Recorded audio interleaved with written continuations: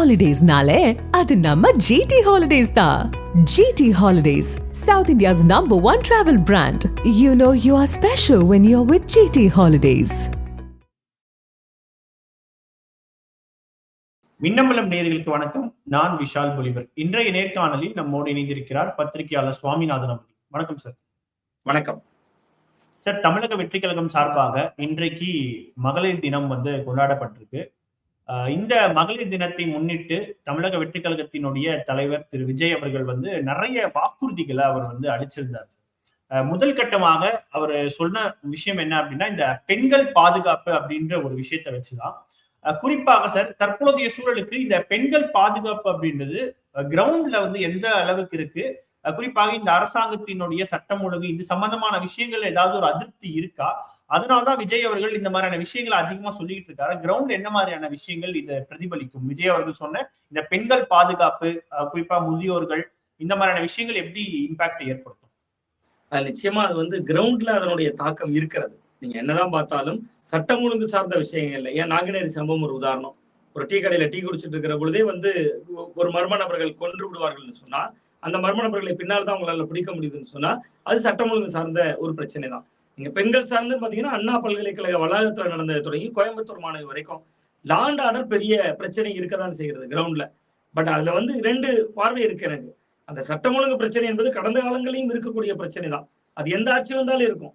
நீங்க ஒருத்தரை போய் ஒரு கஞ்சா அடித்துக்கொண்டு, ஒரு போதையை அடித்துக்கொண்டு ஒருவரோடு தகராறு செய்ய வேண்டும்னா நேர போய் தலைமைச் செயலகத்தில் போய் ஆசீர்வாதம் வாங்கிட்டு வர்றதில்லை. அது எந்த ஆட்சி வந்தாலும் இருக்கும். அவர்கள் அவர்களை கட்டுப்படுத்தணுமான்னு கேட்டா இன்னும் தீவிர கவனம் செலுத்தணும். அதுல தீவிரமாக கவனம் செலுத்தணும். பட் விஜய் அவர்கள் அதை புரிந்து கொண்டிருக்கக்கூடிய இடம் இருக்குல்ல, அந்த இடத்துல முரண் இருக்கு அப்படின்னு நான் பாக்குறேன். இப்ப நீங்க கேட்டீங்க, முதல் கேள்வியாகவே அதை முன்வைத்ததுனால, பெண்கள், குழந்தைகள், முதியோர் நலனுக்காக தனி இலாகா அப்படிங்கிறார். அப்ப சட்டம் ஒழுங்கு சார்ந்த பிரச்சனை டீல் செய்யறது யாரு? சட்டம் ஒழுங்கு காவல்துறையினுடைய கட்டுப்பாட்டுல இருக்கு. காவல்துறை யாருடைய கட்டுப்பாட்டுல இருக்கு? முதல்வருடைய கட்டுப்பாட்டுல இருக்கு. பட் அவர் இந்த காவல்துறைக்கு கட்டுப்பாடற்ற அதிகாரத்தை கொடுக்கணும், காவல்துறைக்கு நல்ல சுதந்திரத்தை கொடுக்கணும், காவல்துறையை இன்னும் நல்லா பயன்படுத்துவேன்னு சொல்லணும். அதை விட்டுட்டு நீங்க பெண்கள், குழந்தைகள், முதியோர் நலனுக்கு தனி இலாகானா தனி இலாகா போட்டாலே சரியாயிருமா? ஏற்கனவே இந்த பெண்கள் அப்படிங்கக்கூடிய ஒரு துறையை மட்டும் எடுத்துக்கிறேன். சமூக நலத்துறை என்ன பண்றாங்க? நீங்க எங்க ஊர்ல தெருவுல ஒரு 18 வயசுக்கு கீழே இருக்கக்கூடிய ஒரு மைனர் பொண்ணுக்கு கல்யாணம் பண்றாங்க, ஐயோ தடுத்து நிறுத்துங்கன்னா 1098 நம்பர் இருக்கு. நீங்க கவர்மெண்ட் ஸ்கூல்ல போனீங்கனாலே வெளியே எழுதி போட்டிருக்காங்க. ஒரு பிரைவேட் ஸ்கூல்ல போனாலும் 1098 இருக்கு. குழந்தைகள் பிரச்சனைகளுக்கு நீ எல்லா இடத்துலயும் இருக்கு. பட் நமக்கு என்ன தேவைன்னா, சட்டம் ஒழுங்கு இன்னும் சரி பண்ணணும். அதுக்கு தனியலாக தீர்வே கிடையாது. நீங்க தனியலாக போட்டு ஒரு அமைச்சரை போட்டோடனே அந்த பிரச்சனைகள் எல்லாம் தீர்ந்துருமா? தமிழ்நாட்டுல எத்தனை துறைகளுக்கு அமைச்சர்கள் இருக்காங்க, கரெக்டா? அப்ப எல்லா பிரச்சனையும் தீர்ந்து விட்டதா? நீங்க பெண்கள், குழந்தைகள், முதியோர் நலனுக்கு தனி இலாகா என்பது அவர் சொல்றதனால் கவனிக்கப்படும். ஏன்னா அவர் ஒரு நடிக பிம்பமாக இருக்கிறார். அரசியல் மையத்துல அவருக்குள்ள பல குழப்பங்கள் இருக்கிறது. நீங்க ஏற்கனவே சோசியல் வெல்ஃபேர் டிபார்ட்மெண்ட் என்னெல்லாம் டீல் பண்றாங்கன்னு அவருக்கு தெரிந்திருக்க வாய்ப்பு இல்லை. சோ அதனால அவர் என்ன சொல்றாருன்னா, அதுக்கு தனி இலாகாங்கிறார். சரி, தனி இலாகா என்று சொல்வது ஒரு ஆரோக்கியமான விஷயம் தான். பட் சட்டம் ஒழுங்கு பிரச்சனை என்பது தமிழகத்துல கடைக்கோடி வரை எதிரொலிக்கக்கூடிய பிரச்சனையாகவும் இருக்கு. சோ அது கவனிக்கப்படும் விஜய் அவர்களுடைய பேச்சுல அப்படின்னு தான் நான் புரிந்து கொள்கிறேன். அதே போல மகளிருக்கு கொடுக்கக்கூடிய இந்த உரிமை தொகை அப்படின்றது, குறிப்பா விஜய் அவர்கள் சொல்லக்கூடிய டேர்ம் என்னன்னா, தமிழ்நாட்டை விட வளர்ச்சி கம்மியா இருக்கிற மாநிலங்கள் அதிகமா கொடுக்குறாங்க, ஆனா தமிழ்நாட்டுல வெறும் அந்த 1000 ரூபாய் மட்டும்தான் கொடுக்குறாங்க அப்படின்னு சொல்லியிருந்தாங்க. குறிப்பாக தமிழக முதலமைச்சர் மு.க. ஸ்டாலின் அவர்கள் அடுத்து திராவிட மாடல் 2.0 வந்ததுக்கு அப்புறமா இது 2000 ரூபாய் உயர்த்தப்படும் அப்படின்னாரு. இப்போ விஜய் அவர்கள் 2500 அப்படின்னு சொல்றாரு இல்லையா? இது என்ன மாதிரியான இம்பாக்ட கிரியேட் பண்ணும் சார்? முதல்ல நம்பகத்தன்மை ஏற்படுமா விஜய்க்கு மேல? இல்ல, இதுலதான் ரொம்ப முக்கியமான ஒரு நுட்பமான ஒரு இடம் இருக்கு அப்படின்னு நான் பாக்குறேன். நீங்க வெறும் 2500 ரூபாய் அப்படிங்கறத மட்டும் வாக்குறுதியா கொடுத்துட்டீங்கன்னா, அதிமுகவும் குலவிளக்கு திட்டம்னு 2000 ரூபான்னு சொன்னாரு எடப்பாடி பழனிசாமி அவர்கள். முதல்வர் சொல்றதுக்கு முன்னாடி அவர் சொன்னாரு, முதல்வர் 1000 ரூபாய் கொடுத்துட்டு இருந்தாரு. நீங்க நல்லா அந்த வரலாற்று அப்படியே புரட்டி பார்த்தோம்னா, முதல்வர் 1000 ரூபாய் கொடுத்தார், திமுக அரசு கொடுத்தது. முதல்வர் கொடுத்து கொண்டே இருக்கிற பொழுது பெரியசாமி போன்ற சீனியர் அமைச்சர்கள் பேசுறாங்க, பொங்கலுக்கு பின்னாடி உங்களுக்கு பெரிய சர்ப்ரைஸ் இருக்கு அப்படிங்கிறாங்க. இதை ஒரு அலர்ட் மெசேஜா எடுத்துக்கிறாரு எடப்பாடி பழனிசாமி அவர்கள். உடனடியாக அவர் என்ன சொல்றாரு, 2000 ரூபாய் நாங்க கொடுப்போம், குலவிளக்கு திட்டம் அப்படிங்கிறாரு. சிஎம் என்ன பண்றாரு, அதிமுக முந்திக்கிட்டு சொல்லிட்டாங்க 2000 ரூபாய் கொடுப்பேன். சோ அவருக்கும் ஒரு பதட்டம். அவர் என்ன பண்றாரு, நாங்களும் திமுக ஆட்சி 2.0ல இது 2000 ரூபாயா வழங்கப்படும். தமிழ்நாட்டில் ஏற்கனவே 1,31,00,000 பெண்களுக்கு வழங்கப்பட்டு வருது. சோ அப்ப ஏற்கனவே திமுக கொடுத்திருக்கிறதுனால அவங்களுக்கு ஒரு நம்பிக்கை, அடுத்து நம்ம கொடுக்குறோம்னு சொன்னா ஓட்டு போட்டுருவாங்க. பட் இதையெல்லாம் விட விஜய் சொல்லுவது பெரும் தாக்கத்தை ஏற்படுத்தும். இப்ப திமுக அதிமுக 2 கட்சிகளுக்குமே இது நெருக்கடி.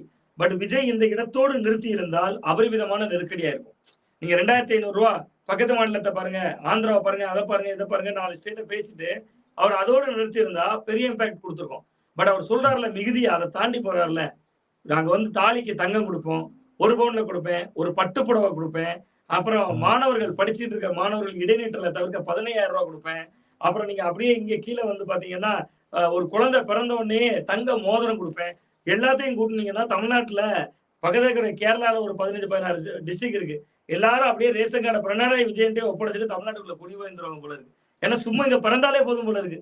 வருஷத்துக்கு 5 லட்சம் ரூபாய் தாரேங்கிறாரு. படிச்சா 15,000 பெற்றோருக்கு. நீங்க அப்ப இது எல்லாம் வந்து ஒரு நம்பகத்தன்மையை சிதைச்சிடும். நீங்க நீங்க 2,500 ரூபாய் அதீத வாக்குறுதி அப்படின்ற அடிப்படையில போயிடுமோ? நீங்க ஓவர் டோஸ் ஆயிரும்ல. நீங்க லட்டு உங்களுக்கு கொடுக்குறேன், லட்டு சாப்பிட பிடிக்கும், விஷ்ணு சொல்றீங்க லட்டு நல்லா இருக்கு, பிரமாதமா இருக்குன்னு சொல்றீங்க, 2 லட்டு கொடுக்குறேன், 3 லட்டு கொடுக்குறேன், 5 லட்டு நீங்க சாப்பிட்டு தான் ஆகணும்னா ஓவர் டோஸே திகட்டிடும்ல. நீங்க மக்களுக்கிட்ட ஒரு நம்பகத்தன்மையை பெறதுக்கு நீங்க வந்து ஒரு ஒரு அறிவிப்பு, நச்சுன்னு ஒரு அறிவிப்பு. நீங்க 2021 தேர்தல் அறிக்கை ஹீரோ யாரு? மகளிர் உரிமை தொகை. நீங்க 2011 இருந்தே பாருங்க. 11ல ஹீரோ யாரு? விஜய் ஜெயலலிதா அவர்கள் மிக்சி கிரைண்டர் மின்விசிறி. 2016 தாலிக்கு தங்கம் போன்ற திட்டங்கள். சரி, அதை கூட விட்டுருங்க. கலைஞர் காலத்துல 2006ல வண்ண தொலைக்காட்சி பெட்டி. ஒரு தேர்தல் அறிக்கையில ஒரு நாயகன் தான் இருக்க முடியும். நீங்க ஒரு ஸ்கீமை சொல்லும் போது அது கவனிக்கப்படும். ஆனா 2011 சார், இப்போ குறிப்பா மிக்சி கிரைண்டர், ஃபேன் இதெல்லாம் சொல்லியிருந்தாங்க. அதே மாதிரி ஆடு மாடுகள், இந்த மாதிரி பல திட்டங்கள் வந்து அப்ப 2011 கொடுத்திருந்தாங்க இல்லையா? அப்ப அது ஒரு வெற்றியா அமைஞ்சிருக்கு அதிமுகவுக்கு அந்த நேரத்துல. இல்ல 2011 உங்களுக்கு ஆன்டி இன்கம்பன்சி எவ்வளவு இருந்தது? 2006 to 11 திமுக பீரியட்ல நீங்க அதையும் இன்னைக்கு இருக்கிற மு.க. ஸ்டாலின் கவர்மெண்ட் ஒப்பிட்டீங்கன்னா இதை விட அப்ப ஆன்டி இன்கம்பன்சி அதிகம். உங்களுக்கு கரண்ட் பவர் கட்டு, வீட்டுல இருக்கிறவங்க எல்லாம் எந்திரிச்சு போய் ஓட்டு போடணுங்கிற மனநிலையில இருந்தான். அதனாலதான் உங்களுக்கு 23 சீட்டு தானே ஜெயிக்க முடிஞ்சது அவர்களால. அந்த அளவுக்கான ஆட்சி எதிர்ப்பு என்பது, ஆட்சிக்கு எதிர்ப்பு இருக்கிறது, சட்டம் ஒழுங்கு பிரச்சனை இருக்கு. நீங்க அதை தாண்டி பயனாளிகள் இருக்காங்கல்ல இந்த தேர்தலில். நீ இவ்வளவு விஷயங்கள் சொல்றீங்க, இது நடைமுறை சாத்தியமான்னு பாப்பாங்களே இன்னைக்கு. இங்க 1 பவுன் தங்கம், இன்னைக்கு தங்கத்தோட விலை என்ன? ஒரு சின்ன கேள்வி என்னன்னா, இப்போ இது 2 விஷயம் இருக்கு. இப்போ பயனாளிகள் எல்லாருமே வாக்களிப்பாங்களா அப்படின்னு ஒரு கேள்வியும், அதே போல கிட்டத்தட்ட ஒரு சரிபாதிக்கும் அதிகமான பாப்புலேஷன் வந்து இன்னும் பயனடையாதவர்களும் இருக்காங்க. இப்போ விஜய் அவர்கள் சொல்றது வந்து அரசு ஊழியர்கள், மத்திய மாநில அரசு ஊழியர்களை தவிர அனைவருக்கும் இது வந்து தரப்படும் அப்படின்றாரு. அப்ப இது இம்பாக்ட் ஏற்படுத்தாதா? இதற்கெல்லாம் முக்கியமான ஒரு பதில் சொல்றேன் கேளுங்க. 60 வயது வரைங்கிறார். ஒரு உதாரணத்துக்கு சொல்றேன், 60 வயது வரை வழங்கப்படுங்கிறார். எங்க அம்மாக்கு ஒரு உதாரணத்துக்கு நான் என்னோட பர்சனல் லைஃப்ல இருந்து எடுத்துட்டு வரேன். எங்க அம்மாக்கு இப்பதான் மகளிர் உரிமை தொகை கிடைத்தது. கடந்த 25 மாதங்களா வழங்கல. எங்க அம்மாக்கு 64 வயது. டிவியை பார்த்துட்டு என் பக்கத்துல இருந்து எங்க அம்மா சொல்றாங்க, ஐயோ இவன் வந்தா நமக்கு நிறுத்திடுவானாங்கிறாங்க. அப்ப இதுதான் கிரவுண்டு. நீங்க நம்ம எங்க இருந்து தகவல் எடுத்துக்கிறோம்? நம்மளை சுத்தி இருக்கிறவங்கள்ட்ட, பிற மனிதர்கள்ட்ட, அக்கம் பக்கத்துல இருக்கிறதா எடுத்துக்கிறோம். அப்ப 60 வயதுக்கு உள்ள நீங்க ஏன் அதை நிறுத்துறோங்கிறோம்? 60 வயது வரை வழங்கப்படும். அந்த ஏஜ் லிமிட் எதுக்கு? அப்ப அவருடைய பார்வையில என்ன இருக்குன்னா, 60க்கு மேல நீங்க ஏற்கனவே முதியோர் உதவித்தொகை வாங்குறீங்க, நீங்க ஏற்கனவே அந்த திட்டங்கள்ல பயனடைகிறீங்க, இந்த திட்டங்கள்ல பயனடைகிறீங்கன்னு அவருக்கு கற்பனை இருந்திருக்கலாம். பட் அவர் வந்து 60 வயதுக்கு உட்பட்டதான் அவருக்கு ஓட்டு இருக்குன்னு புரிஞ்சுக்கிறாரு. அதான் அதுல முக்கியமான விஷயம். 60க்கு மேல இருக்கிறவங்க திமுக அண்ணா திமுக தான் இருக்கான்னு ஒரு முன்முடிவோட தேர்தல் அடைகிறார். அந்த இடம் ரொம்ப கவனிக்கப்படக்கூடியதால நீங்க வாக்கு கணக்கோட தான் இந்த தேர்தல் அறிக்கையும் முழுக்க முழுக்க வாக்கு அரசியல், வாக்கு கணக்குல தான் இவர் வந்து செயல்பட்டு இருக்கிறார். முழுக்க வாக்கு அரசியல் தான். இதுல கம்ப்ளீட்டா வாக்கு அரசியல் தான். நீங்க 1,31,00,000 பெண்களுக்கு திமுக கவர்மெண்ட் கொடுக்குறாங்க. அதை விட்டுருங்க. மொத்த ரேஷன் கார்டு 2,23,00,000 பேர், இன்னும் 1 கோடி பேர் வெளியில இருக்காங்க. கேட்டா சொல்றாங்க 30 லட்சம் பேருக்கு தான் நாங்க கொடுக்கல, விண்ணப்பிச்சதே அவ்வளவுதான். விண்ணப்பிச்சதே அவ்வளவுதான்னா விண்ணப்பிக்காத ஒரு பெரும் பகுதியினர் ஏதோ உங்க மேல அதிருப்தியில கூட விண்ணப்பிக்காம இருந்திருக்கலாமே. அரசு ஊழியர்களா இருந்திருக்கலாம். அரசு ஊழியர்களை தாண்டி ஒரு பெரும்பகுதி இருக்காங்கல்ல. அரசு ஊழியர்கள் கலைஞர் காலத்துல முழுக்க முழுக்க திமுக ஓட்டர்ஸ். பட் இந்த டிஎம்கே இந்த கவர்மெண்ட்ல இவங்க வெல்ஃபேர் ஸ்கீமுக்கு பார்ட்னர் ஆயிட்டாங்க, அரசு ஊழியர்களுக்கு பார்ட்னர் இல்ல. சோ அந்த மாதிரியான ஓட்டுகள் வெளியே இருக்கு. அப்ப விஜய் அதையெல்லாம் ஈர்க்கணும். நீங்க பாருங்க 60 வயது வரை கொடுக்குறாங்க.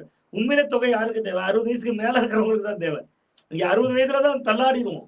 நம்மளால அடுத்த ஸ்டேஜ் என்னன்னு தெரியாது. அது பெண்ணா இருந்தாலும் ஆணா இருந்தாலும் அதான். அப்ப நீங்க அவங்களே அரவணைக்கணும். நீங்க தனி இலாகா போடுவேங்கிறீங்க. முதியோர் நலனுக்கு தனி இலாகா. முதியோருக்கு உங்களால 2,500 ரூபாய் கொடுக்க முடியலையே.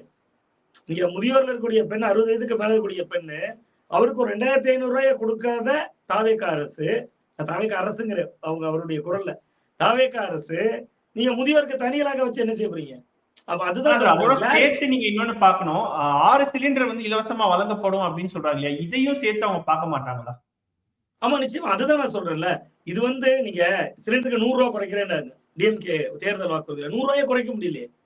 நீங்க தமிழ்நாட்டுல வீட்டு இணைப்பினுடைய பயனாளிகளுடைய எண்ணிக்கை எவ்வளவு? நீங்க மாதந்தோறும் மின் கட்டணம் கணக்கீடுனாங்க, அதை செய்ய முடியல. அதை பேசணுமே விஜய். மாதந்தோறும் மின் கட்டணம் கணக்கிடுவேன்னு சொல்லுங்க, அது செய்ய முடியும். நீங்க நான் இப்ப ஒண்ணுமே இல்ல ப்ரோ, நான் இப்ப ஒரு விஷயம் கூட்டி சொல்றேன் பாருங்களேன். ஒரு 6 சிலிண்டர், ஒரு சிலிண்டர் இன்னைக்கு உங்களுக்கு தெரியும் என்ன விலைன்னு தெரியும். நம்ம குறைத்து ஏதோ ஆடி ஆஃபர்ல ஒரு சிலிண்டர் கொடுக்குறாங்க, நீங்க வெறும் 500 ரூபான்னு போட்டா கூட 3000 ரூபாய் ஒரு வீட்டுக்கு. ஒரு தாலிக்கு தங்கம் ஒரு வீட்டுல கல்யாணம் நடக்குதுன்னா இன்னைக்கு ஒரு பவுன் வாங்கணும்னா நீங்க 1.5 லட்சம் ரூபாய் ஆகும். அதே மாதிரி 15,000 ரூபாய் படிக்கிற பசங்களுக்கு. அதே மாதிரி நீங்க வந்து கிட்டத்தட்ட ஒவ்வொரு இல்லத்திலும் இருக்கக்கூடிய பஸ்ல ஃப்ரீயா போலாம், அதுல போலாம், இதுல போலாம். 2,500 ரூபாய் மாதம் 2,500 ரூபாய் என்னாச்சு? ஒரு வருஷத்துக்கு 30,000 ரூபாய். கிட்டத்தட்ட நீங்க வந்து ஒரு 2.5-3 லட்சம் ரூபாய் ஒரு குடும்பத்துக்கு எப்படி ஒரு அரசாங்கம் செலவு பண்ண முடியும்? சரி, விஜய் அவர்கள் சொல்றாரு, ஒவ்வொரு வருடமுமே வந்து 30% வந்து ஸ்டாலின் டாக்ஸ்னு ஒண்ணு போகுது, அதை நிறுத்திட்டாலே போதும். அந்த ஊழல் அப்படின்ற ஒரு விஷயத்தை மையப்படுத்தி சொல்றாரு. அப்ப அதை நிறுத்தி கூடுதலாக ஏதாவது ஒரு வளர்ச்சி திட்டத்தின் மூலமா இது சரி செய்ய முடியாதா? அதுதான் நான் சொல்றேன். நீங்க 30% ஸ்டாலின் போகுது, அதை நிறுத்திடுறீங்க. ஓகே, நிறுத்துறீங்க. நீங்க ஊழல்லாத ஒரு நல்ல ஆட்சி தான் தர்றாங்கன்னு வச்சுக்கோங்க தாவேகா. வருவாயை பெருக்கிறதுக்கு என்ன திட்டம் இருக்கு? நீங்க அதெல்லாம் சொல்லணும் மக்கள் மன்றத்துல. நான் இதன் மூலமா வருவாயை பெருக்குவேன், இதுல வரக்கூடிய தொகையில தருவேன். ஏற்கனவே டிஎம்கே கவர்மெண்ட் ஒரு ஊழல் செய்து அதை நிறுத்திடுவேன். எதுல ஊழல் செய்து எத்தனை கேஸ் போட்டிருக்கீங்க? அதிமுக போய் கம்ப்ளைண்ட் கொடுத்துருக்காங்கல்ல. பலவீனமாக இருந்தாலும் அதிமுக எதிர்கட்சி ஏன் உதயநிதி பேசுறாரு? அதிமுக போய் வழக்கு தொடர்றாங்கல்ல. இன்பத்துறை போட்ட வழக்குகள் எல்லாம் இருக்குல்ல. அப்ப அது மாதிரியே செயல்பட மாட்டோம். ஒரு எதிர்கட்சியாவும் செயல்பட மாட்டோம். வழக்கு நடவடிக்கைக்கும் போக மாட்டோம். ஊழல் செய்யறேன் எதுல ஊழல்? என்ன ஊழல் வெளிப்படுத்தணும்ல? ஏதாவது ஒரு பிரேக் பண்ணணும்ல. இந்த ஊழல் பண்ணியிருக்காங்க, இதுல இவ்வளவு முறைகேடு பண்ணியிருக்காங்க, எதுவுமே பேசாம நீங்க அந்த 30% நிறுத்திடுவேன், 40% நிறுத்திடுவேங்கிறது ஒரு அதான் சொல்றேன். ஒரு நடிகர் பேசுகிறார், நன்றாக கவனிக்கப்படும். திமுகவுக்கு பெரிய ஆபத்து இருக்கு, அதிமுகவுக்கும் ஆபத்து இருக்கு. பட் ஆனா அவர் சொல்வது நடைமுறைக்கு சாத்தியம் இல்லாதது. நீங்க 2,500 ரூபாயோடு நிறுத்தினா அந்த இடம் சாத்தியமானது. அதுல எனக்கு சந்தேகமே கிடையாது. நீங்க மாற்றுத்திறனாளிகள் ஒரு செக்டார் இருக்குங்க. மாற்றுத்திறனாளி நீங்க பக்கத்து மாநிலத்தை ஒப்பிடுறாருல விஜய். பக்கத்து மாநிலத்துல பாண்டிச்சேரியில 4,000 ரூபாய் கொடுக்குறாங்க மாற்றுத்திறனாளிகள் உரிமை தொகை. இங்க வந்து தமிழ்நாட்டுல 1,500 ரூபாய். மகளிர் தினம்ன்றதால மகளிருக்காக முதல் கட்டமா அறிவிச்சிருக்காங்க இல்லையா? சோ இதுக்கு வரக்கூடிய நாட்கள்ல மேலும் அறிவிப்புகள் வரும். அடுத்தடுத்து அவர் அறிவிக்கலாம். பட் இன்னைக்கு வந்து பெண்கள், குழந்தைகள், முதியோர் நலன் தனி இலாக்கா சொல்லிட்டதுனால சொல்றேன். எல்லாத்தையும் அந்த முதியோர்கள்னு ஒப்பிட்டுட்டார்ல, அதனால அதையெல்லாம் நான் குறிப்பிடுகிறேன். இந்த பெண்களுக்கு வந்து இலவச பேருந்து அப்படின்ற ஒரு விஷயத்தை திமுக அரசு செஞ்சாங்க. ஆனா அது ஃபுல்ஃபில்லா செஞ்சாங்கன்னு கேட்டீங்கன்னா கிடையாது. அதற்கு பதிலாக இப்போ உதாரணத்துக்கு கர்நாடகா போலவோ இல்ல ஆந்திரா போலவோ எல்லா பேருந்துகளுமே இலவசமா அவங்க பயணிக்கலாம் அப்படின்றத வந்து விஜய் அவர்கள் குறிப்பிட்டார் இல்லையா? அப்போ இதுவும் ஒரு தாக்கத்தை ஏற்படுத்தாது சார், குறிப்பா கிராமப்புறங்கள் வரைக்கும் இந்த தாக்கம் ஏற்படுத்தாது. இல்ல அதுதான் அது என்னன்னா, அந்த பிங்க் கலர் பஸ்ல இலவசம்ங்கிறாரு. இவெல்லாம் சென்னை போன்ற பெருநகரங்கள்ல தான் அந்த பிங்க் பஸ் அந்த மாதிரியான குறியீடுகள்லாம். இப்ப நாங்கெல்லாம் கிராமப்பகுதி, கடைக்கோடி கிராமப்பகுதிகள் எல்லாம் பேருந்து அந்த வந்து கட்டணமில்லாத பேருந்து என்பது அடிக்கடி வரக்கூடியதாக தான் இருக்கு. நீங்க அது கிராம பகுதிகளில் பெரிய தாக்கத்தை ஏற்படுத்திடுவோம், நகர பகுதிகளில் ஏற்படுத்தினாதான் உண்டு. நான் அடிக்கடி சென்னை வருகிற பொழுதெல்லாம் பார்த்தா அதுல கூட அடிக்கடி அந்த பேருந்துகள் வரதான் செய்யுது. நீங்க மக்கள் கிட்ட விஜயனுடைய அந்த பஸ் பயணத்தை எல்லாம் தாண்டி அந்த 2,500 ரூபாய் என்பது பெருத்த தாக்கத்தை ஏற்படுத்தும். அது திமுக அதிமுக ரெண்டுக்கும் சவால். முக ஸ்டாலின் அவர்கள் 2,000 ரூபான்னு சொன்னாரு, எடப்பாடி பழனிசாமி 2,000 ரூபான்னு சொன்னாரு, இவர் 2,500 ரூபான்னு சொல்லிட்டாரு விஜய் அவர்கள். சோ அப்ப இது வந்து ஒரு பெருந்தாக்கத்தை ஏற்படுத்தும் மக்கள் மத்தியில.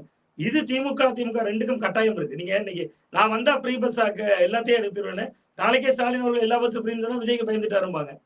அந்த சிக்கல் இருக்கு திமுகவுக்கு. திமுக இப்ப ஆட்சியில் இருக்கும்போதே அதை செய்திருவாங்க ஒருவேளை நினைத்தால்.